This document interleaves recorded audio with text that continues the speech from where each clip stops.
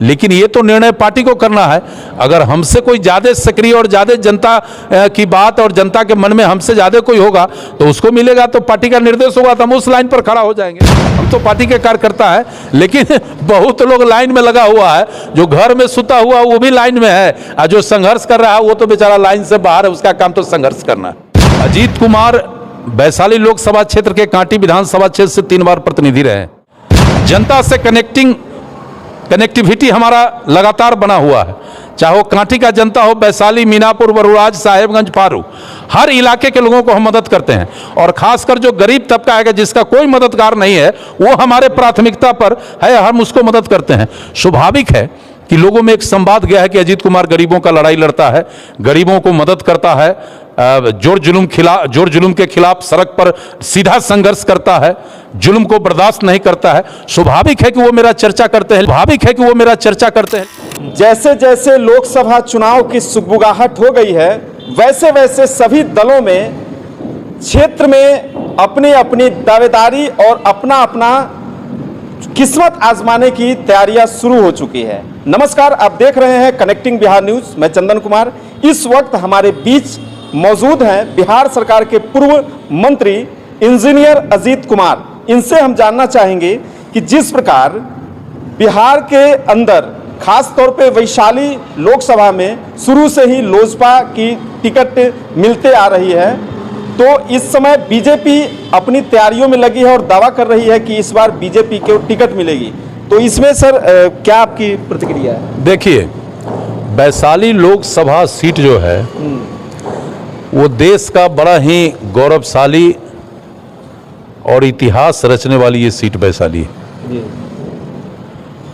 ये बात आपने सही कहा कि 2 बार से वहाँ गठबंधन दल के उम्मीदवार चुनाव लड़ते और जीतते आ रहे हैं। लेकिन 2024 में जो चुनाव होने वाला है, इसमें हमारे राष्ट्रीय अध्यक्ष जी ने वैशाली के माटी पर आकर उन्होंने स्पष्ट घोषणा किया था कि अगला चुनाव जो लोकसभा का होगा उसमें भारतीय जनता पार्टी का प्रत्याशी यहाँ से चुनाव लड़ेगा। स्वाभाविक है, जब पार्टी का राष्ट्रीय अध्यक्ष कोई ऐलान करता है तो उस ऐलान को हमारे एक एक कार्यकर्ता फॉलो करते हैं। जिस दिन से आदरणीय राष्ट्रीय अध्यक्ष जी का ऐलान हुआ, वैशाली लोकसभा क्षेत्र के एक एक कार्यकर्ताओं ने अगले चुनाव का तैयारी शुरू कर दिया। और इसी संदर्भ में हम लोग मुख्य रूप से वैशाली लोकसभा क्षेत्र पर ज़्यादा भाजपा के यहाँ के जो कार्यकर्ता हैं फोकस किए हुए हैं। हर गांव में जाना, हर टोला कस्बा में जाना, लोगों से संपर्क करना, पार्टी का कार्यक्रम और विचारधारा से लोगों का जोड़ना, ये प्राथमिकता पर काम चल रहा है। जहां तक हमारे गतिविधि का सवाल है, तो देखिए, हम भारतीय जनता पार्टी के समर्पित कार्यकर्ता हैं और खासकर आदरणीय प्रधानमंत्री मोदी जी के कार्यक्रमों से हम इतना प्रभावित है कि मोदी जी का जो भी ऐलान होता है, जो भी घोषणा होता है, जो भी कार्यक्रम लॉन्च होता है, मुझे लगता है कि जिस उद्देश्य से आदरणीय प्रधानमंत्री जी ने ये कदम उठाया है, उस कदम को 100% सफलता मिले, इसके लिए ग्राउंड लेवल पर हम काम करते हैं। पार्टी ने तय किया कि पूरे देश के पैमाने पर आदरणीय प्रधानमंत्री के 9.5 वर्षों के कार्यकाल में जो आम लोगों के हित में योजनाएं चलाई जा रही है, उस योजना का 100% लाभ गरीबों को मिले, जो अपेक्षित लोग हैं उनको मिले, जरूरतमंद को मिले।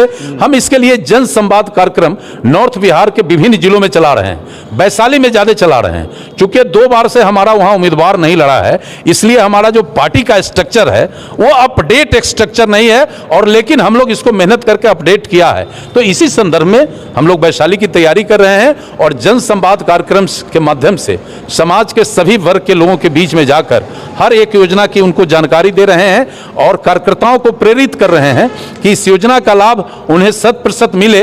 इसके लिए आप आगे बढ़ के काम करिए। इसका मुख्य वजह है कि बिहार में 2 तिक्रमी आदरणीय लालू प्रसाद और आदरणीय नीतीश कुमार का सरकार चल रहा है और इनका मनसा आदरणीय नरेंद्र मोदी के खिलाफ है।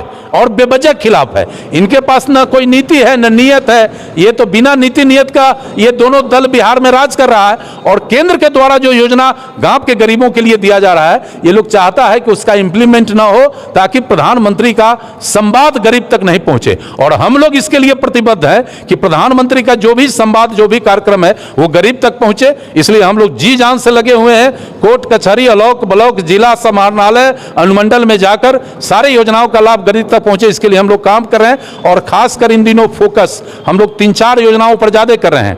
प्रधानमंत्री आयुष्मान कार्ड योजना, जिसके माध्यम से 5 लाख रुपए का इलाज मुफ्त में गरीबों को होना है। हम लोग दूसरा उज्ज्वला योजना का लाभ पहले बार करोड़ों लोगों को मिला, फिर 75 लाख लोगों को देश के पैमाने पर मिलना है, उसका लाभ गरीबों को मिले। और तीसरा जो ये प्रधानमंत्री विश्वकर्मा योजना है, जो समाज के 18 जाति को ये लाभ दिया गया है, हिंदू, मुसलमान, अगरा, पिछड़ा, दलित, सबको ये लाभ दिया गया है, वो इसका लाभ उठा सके ताकि उनका जीवन स्तर ऊपर उठे, वो समृद्ध बने। प्रधानमंत्री की प्राथमिकता है मैं समृद्ध भारत का है, तो इसको भी सफलीभूत करने के लिए हम लोग लगातार लगे हुए हैं। और इसी अभियान के तहत हम लोग का जनसंवाद चल रहा है। वैशाली लोकसभा में आपका जनसंवाद कार्यक्रम काफी जोर शोर से चल रहा है। पूरी ईमानदारी एवं कर्तव्य निष्ठा के साथ आप क्षेत्र में लगे हुए हैं, तो जनता में एक सुगबुगाहट और एक तरह से कयास लगाया जा रहा है कि आने वाले जो वैशाली के एमपी होंगे वो इंजीनियर अजीत कुमार होंगे। ये इसको आप किस नजर से? देखिए आम वोटर जो है जी, हम लोग नेतागिरी करते हैं, लेकिन जो मतदाता है वो हमारे हर एक कदम पर निगाह लगाए रखता है कि हमारा प्रतिनिधि क्या कर रहा है। अजीत कुमार वैशाली लोकसभा क्षेत्र के कांटी विधानसभा क्षेत्र से 3 बार प्रतिनिधि रहे जी, और मंत्री भी रहे हैं, और चुनाव 2 बार निर्दलीय लड़के हारे भी हैं, तो 50,000 और 56,000 वोट लाए।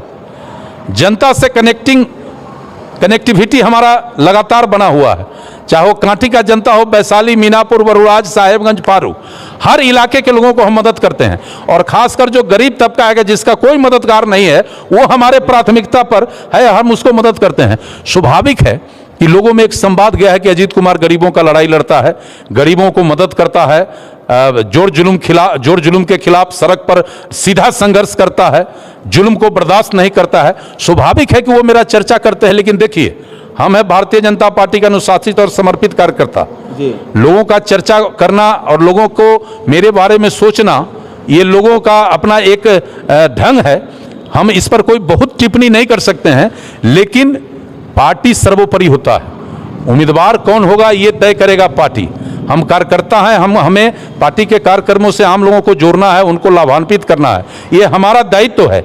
लेकिन पार्टी जब तय करेगी कि such and such person Vaishali से लोकसभा के उम्मीदवार होंगे, यदि मुझे तय करेगी तो मैं चुनाव लड़ूंगा, और नहीं अगर हमसे भी अच्छा कोई उम्मीदवार पार्टी के नज़र में होगा तो हम उसके लिए काम करेंगे। हम पार्टी के समर्पित सिपाही हैं, और मेरा एक ही लक्ष्य है कि अगली बार फिर से देश में मोदी सरकार, आदरणीय मोदी जी 3री बार प्रधानमंत्री बने, ये हमारा लक्ष्य है। इसीलिए नॉर्थ बिहार के विभिन्न जिलों में जन संवाद कार्यक्रम चलाकर भारतीय जनता पार्टी के कार्यक्रम, केंद्र सरकार के उपलब्धि आम आवाम तक हम ले जा रहे हैं। अच्छा, अंतिम और आपसे एक कड़वा सवाल है। आपकी ही पार्टी के 4-5 ऐसे नेता हैं जो अपनी अपनी ताल ठोक रहे हैं कि मुझे ही सीट मिलेगा लोकसभा चुनाव में, इसको आप किस नजर से? नहीं तो थोड़ा सा आप आंकड़ा ठीक कर लीजिए, 4-5 नहीं है, दर्जन से ऊपर लोग, दर्जन से ऊपर है, दर्जन से ऊपर लोग हैं। और देखिए ये लोकतंत्र है, और सभी हर एक कार्यकर्ताओं को अपना दावा अधिकार पार्टी के प्लेटफॉर्म पर पेश करने का अधिकार है, इसे हम अच्छा मानते हैं। ये लोकतंत्र में इन चीज़ों का बड़ा सम्मान है, लेकिन ये तो निर्णय पार्टी को करना है।